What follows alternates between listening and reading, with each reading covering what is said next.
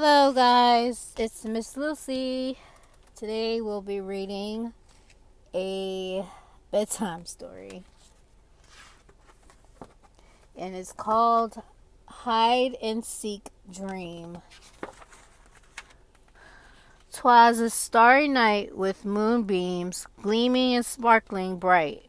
When I fell asleep and dreamed, I saw happy friends with happy grins playing Dreamland Hide and Seek.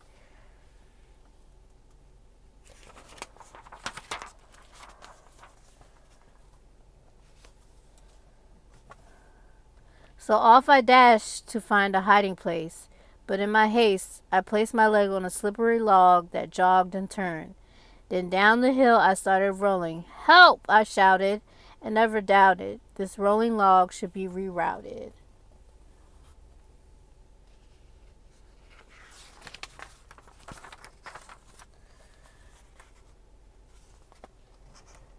Suddenly, kersplash! I fell into a magical fishy-filled bog.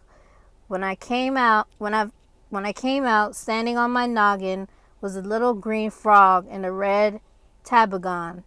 And what was peeping out from my pocket? A fish that wiggled and said as he giggled, "Welcome, little guy, but shouldn't you try to hide somewhere dry? Me, oh my." A fish that talks. Frogs and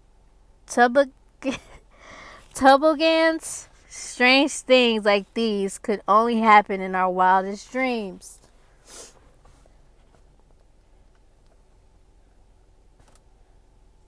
There's the frog. This is called Little Porcupine Needs a Hug. Little Pinky was her name, a silly, quilly kind. She was loved by one and all, this little porcupine. But little Pinky's heart was sad, while others played and tugged. Her outside stuck like a sticker bush, and she couldn't get a hug.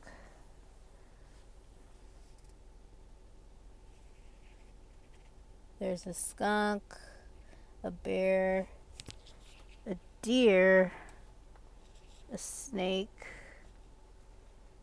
I think these are monkeys.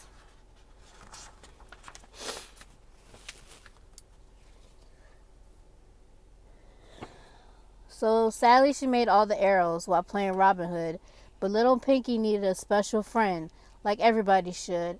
Chris the Crow tried many things, but little Pinky's prickly quills kept hurting his little wings.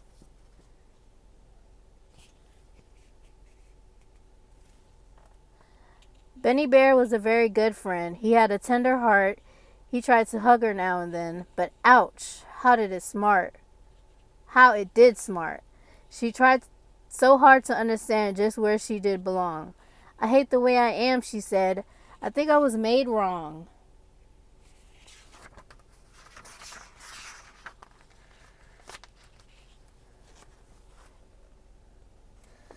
The wise old owl overheard her cries and told little Pinky to dry her eyes.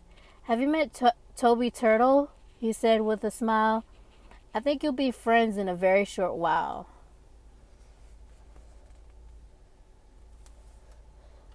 Toby Turtle wouldn't mind her quills because of his hard shell.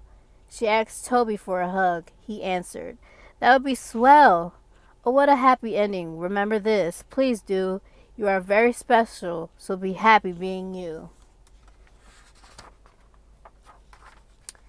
Alright, this is called The Parade.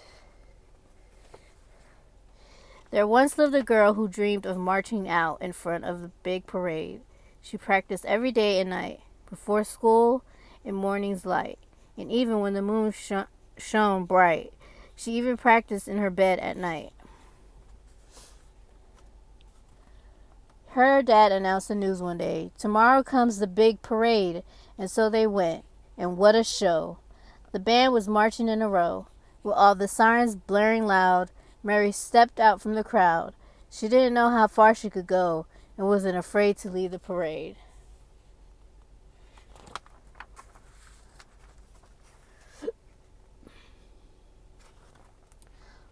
On she marched, her dream come true. Far from mom and dad is true.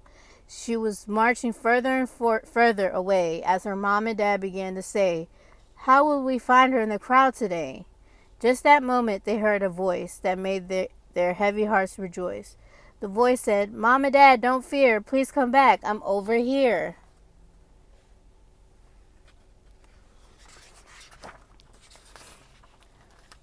Daddy ran and picked her up from the crowd. "I'm so glad you're safe," he shouted out.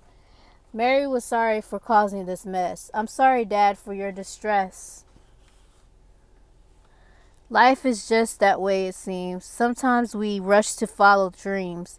We march away with blaring bands to find we're lost as little lambs. But the only thing you need to know, your mom and dad do love you so. And if you get turned around, we'll look for you until you're found. This story is called Josie's Bells. Once upon a country day in Bellsboro, so far away, there lived a girl named Josie Bell. She was known so well because she owned so many bells. Big bells, little bells, church bells too, doorbells, sleigh bells, bright and new, cowbells, handbells, as I recall. Josie Bell, she had them all. One day a grumpy man did say, "We need to stop her bells from ringing and keep our ears from ding-dong dinging. We wake up to bells ringing loud and strong, and on Sunday church bells like ring too long. And just before my supper time, her dinner bell rings to chime, chime, chime."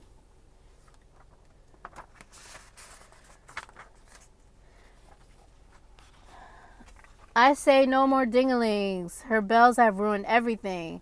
And so the folks of Bellborough agreed the bells would have to go. So on one dreary summer's night, they did a thing that wasn't right. When Josie was peacefully asleep, they took her bells without a peep. When morning came, there were no sounds of morning bells to wake the town. So people overslept. Countrywide and church attendance began to slide. No dinner bell? For heaven's sake, people worked till their backs it did break. Without Josie's bells a-sounding, the town had problems that were compounding.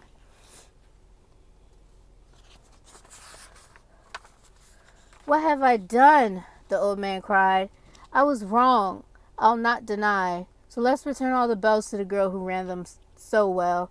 So Josie's bells were loaded and toted over the hills and dells, and as they went, you could hear the sound of all of Josie's bells.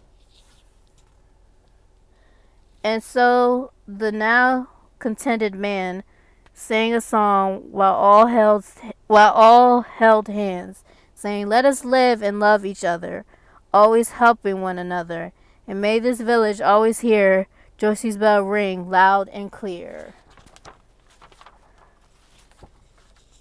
Night night. Miss you guys.